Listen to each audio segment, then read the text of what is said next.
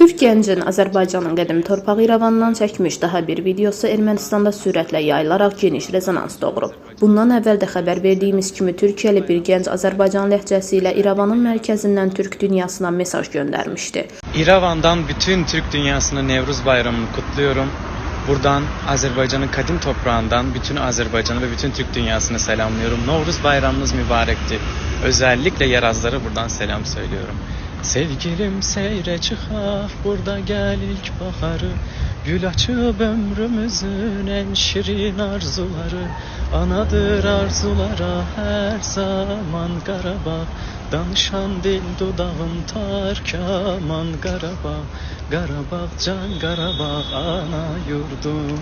Bütün bunlar Ermənistanda isterik reaksiyalara səbəb olub. Bəzi erməni sosial media istifadəçiləri İrəvanda necə belə bir şey baş verə bilər sualını qaldırıblar. Sosial mediada yayılan xəbərlərə görə Ermənistanın hüquq mühafizə orqanları bu gəncin kimliyini müəyyənləşdirmək üçün hərəkətə keçiblər. Bu hadisə Ermənistanda ciddi narahatlıq doğurmaqla yanaşı bir daha İrəvanın tarixi kimliyinin müzakirə olunmasına səbəb olub. Azərbaycanlılar sosial şəbəkələrdə videonu geniş yayaraq gəncin cəsarətini alqışlayır. Erməni tərəfi isə bu hadisəni təhlükəli tendensiyanın başlanğıcı kimi qiymətləndirir.